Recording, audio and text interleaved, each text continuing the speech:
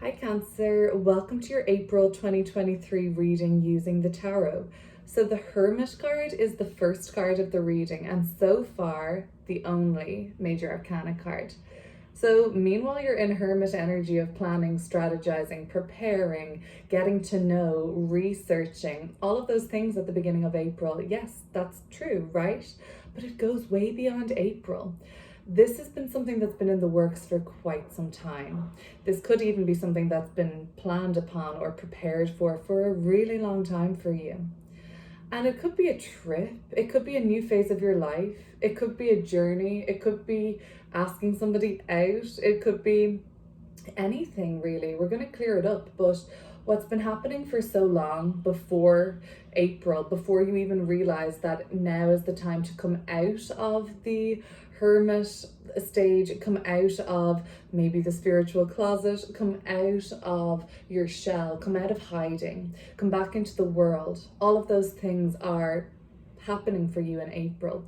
Before that, there was this sort of spiritual readiness, because the nines, like the hermit, reflect the end of a spiritual cycle. And what's been happening here for you is, for a while you've been realizing that the answers have been laying within always. And there's a little, like, I see there's a dark side to this reading. It's not like this holier than thou monk on a mountain. I could see you potentially entering your troublemaker era this month, Cancer. It's like your words pack a punch and you know how to stick the knife in potentially. So watch out for that. Because when you disturb somebody else's peace, it's really your own inner peace that is getting disturbed too. When you're fully at peace with yourself, and I mean, you've been there, right? You've been on both sides of the coin, both sides of the table, so to speak. You know what it's like to have your peace disturbed. And if somebody's intentionally tries to disturb our peace, we don't want that. And I see you potentially ruffling some feathers, what nerves to pinch for other people, well. These are very mercurial energies in the month of April. So this could be you plotting. This could be you making some sort of a plan. And I mean, we talk about planning, that could be research, but it also could be scheming. And that's why I thought I saw you entering your troublemaker era. And I mean, live your life. I'm not going to tell you otherwise, but the Knight of Cups at the bottom or the end of this reading just tells me that you may have to make amends. You may have to try and reconcile something. And, let's hope that that goes well for you. And I see the Knight of Cups as it going very well for you. But you want to be graceful, right? You want to not have to go anywhere with your tail between your legs. You want to be seen as a very dignified person, and that's just what I'm picking up on initially. And I don't think we're going to know more about what this turning point mid-month for you in the Ten of Swords is until we pull more cards. For those of you who are interested in getting to know somebody better on a romantic level, I think some of you have been plucking up the courage to make that move. Maybe you've been kind of online, looking online, maybe you're dating online or kind of seeking to date somebody based on checking out their LinkedIn profile, their Facebook profile, the Instagram page, whatever it may be, and now you're ready to actually make some moves IRL. So let's have a look. Okay, what has Cancer been planning for all this time? And as well as that, I want to know, first of all, what you're planning. What are you up to? I'm curious. But I also want to know, what is that spiritual side of you all about right now? Because it's been breaking through, and some people are surprised to see how much wisdom that is bestowed upon you. And maybe it's because from shyness or reserved qualities that maybe you tend to lean towards some more introversion recently, and I think that fluxes with everybody. The Eight of Cups popping out of the deck here for me for a second. This eclipse here, yes, that's happening on the 20th of April. We're probably going to see something come up around the 20th of April for you, which really feels like a completion, Cancer. It feels like around the 20th of April, a massive stage in your journey has come up full circle. King of Cups. Some of you meet somebody incredibly significant around the eclipses. Those people that we meet around eclipses are meant to be in our life. For any of you who feel like a relationship, and I think we talked about this in last month's reading, if something is on the rocks, if something is a little shaky, then yeah, sure. I mean, eclipses also have the propensity to initiate endings as well as beginnings. But matters of love and matters of the heart really seem to be unfolding for you at this time of your life, Cancer. Okay, so I want to know what you're planning because I'm a nosy little bee. And I also, though, want to know, like, why you haven't been expressing this, like, this hiding in the spiritual closet, right? Like, what has been holding you back from going to those places within you? And you don't have to shout it from the rooftops, but I get the impression you are reading things online, like you're researching, you're scrolling on the phone, and I think you stop yourself when you reach a, like, trigger. You're like, oh, I really am interested in this, or this is intriguing, and then you read something you don't like, or you hear something you don't want to hear. And it's not like it doesn't resonate. I think the problem is it does resonate. And you're just like, oh, okay, that's true. Damn. That's what I think. So I want to know about your spiritual journey because I'm very nosy. And I'm curious as to what you've been planning and preparing for so long.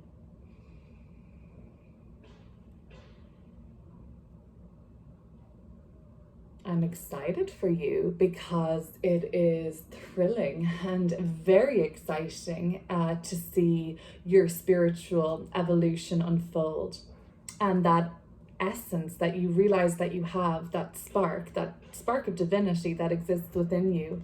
The more people that see that in themselves and in the collective, the better. Obviously, that's just going to make things better for everybody.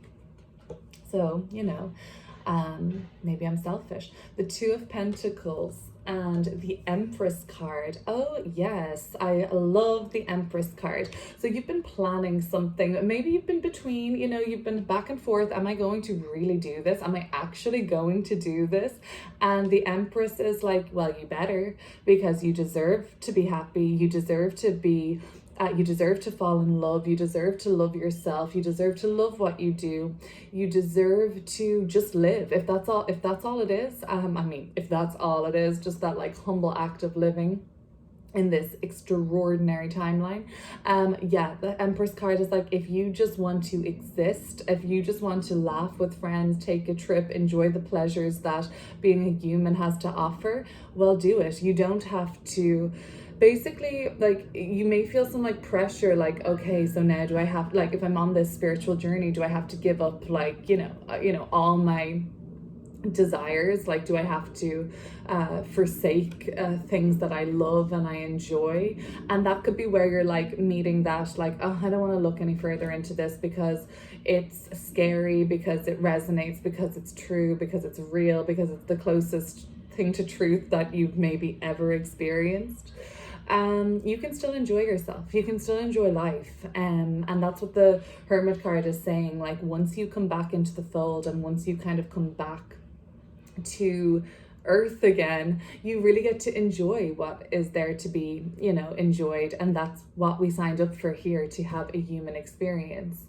So let's see, apart from, what are you planning? It's something you have been toying with now for so long, and it's back and forth. Are you going to do it? Are you not? And you've taken some steps, and actually I think you've pushed yourself far out of your comfort zone already. But this is something else where you can't help but have a doubt over it, even though you may even see that this doubt and this fear is it's like, doubt and fear is obviously normal, but you can even see that it's irrational, right? The Ten of Swords. worrying yourself into a frenzy. That's that doom scrolling for you, right? Like, if we kind of just like put down the laptop, maybe that's what the spiritual breakthrough is for you. Oh, okay, if I don't engage, if I don't breathe life into these worst case scenarios, like what I don't want to happen, if I don't breathe life there and I just kind of plant my feet on the ground, take a walk outside, bring a frisbee, bring something to throw for your dog to catch, I don't know, just like get out into nature, like that is what's actually real. And count your blessings, then you'll probably see that a lot of, like, you know, a lot of that stuff just doesn't matter, that it's there by design to lower your frequency, to spike your cortisol, to kind of keep you in a very, like, a certain part of your brain constantly that pumps the fear out into the masses. And look, we've all been there, as I said, extraordinary timelines, but you're learning how to step away. You're learning how to disengage. You're stopping breathing life into things. But anyway, sorry, you've been back and forth. Will I do this? Will I not? And I think that's the message. Like, do it, because the research is done, the planning is done. There's you really can't find out any more about this topic for now, okay? And like that's how consciousness expands. You know exactly what you're supposed to know at this time in your life. Of course you're going to know more one day. We're always learning, we're always growing, thank God. But for now, you know enough to go. You know enough to act and to trust in yourself. The Hermit is all about trusting in the inner voice and the inner wisdom. So the spiritual breakthrough that you may be having is that you're hashtag blessed. I don't know, the Empress card is just so, it's thriving. And it's interesting because I don't see it with the Ten of Swords. I don't see the Empress energy usually when I see the Ten of Swords, because the Empress card is feeling like very high on life, whereas the Ten of Swords is feeling, you know, like they're waiting for this to be over, basically. Yes, it sucks. Like, come on, let's face it. Sometimes things are hard. Sometimes things are really, they suck, but there should be safety for us in that fear, or there should be safety for us to cry, to be sad, to feel shame, to feel guilt. But we can minimize that, because we can minimize causing suffering in others' cancer, so that we can minimize causing any suffering or pain in ourselves. And we don't want any reputations being tarnished on us. You know, we've worked so hard, we've done so much careful planning, and I think it's time to bite the bullet and just go for it. People love it. People love you, you know. But your words carry weight, and these are very mercurial cards. The Hermit is Virgo ruled Mercury. The Ten of Swords is Gemini, the other mercurial sign. So like the things that you have to talk about are important, but you also know how to twist the knife. And I don't know, I also saw you getting very inventive with how you maybe touch people's nerves. Only take what resonates and leave the rest. This is just what I'm kind of picking up on in this reading. Let's look at the Ten of Swords. So I think this is around the 10th of April onwards, if I'm honest. I think it's quite literal that around that time you reach a critical turning point on something. The Death card at the bottom of the deck, that's about a change. That's about a transformation. So are the Eights in Tarot, the Eight of Pentacles, the Three of Cups.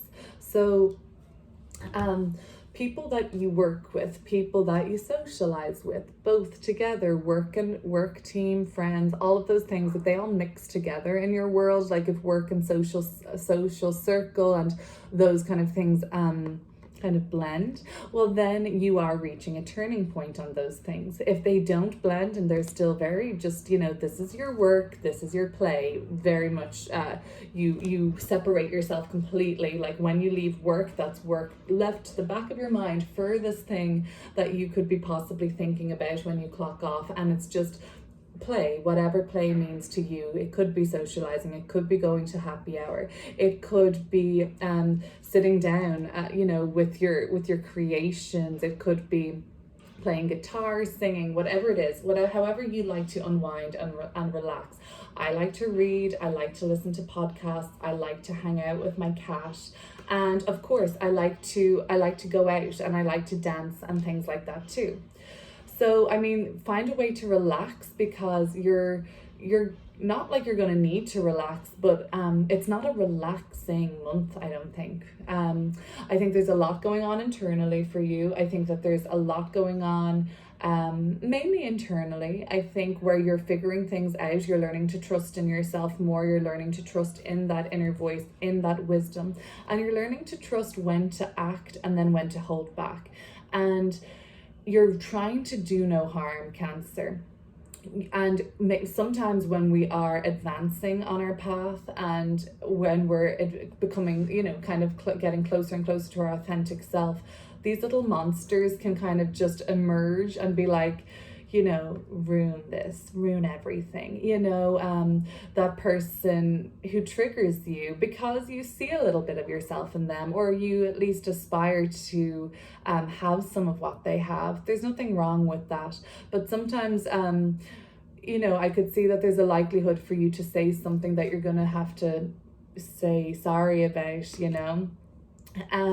So the Eight of Pentacles, if work is just work and you don't carry it into your world after work, that's good, but that may change eventually. That may change kind of soon, even, that you're going to be taking work home with you, that you're going to be transforming the kind of work you're doing. And I think for some of you guys, you're going to be changing the kind of work you do altogether.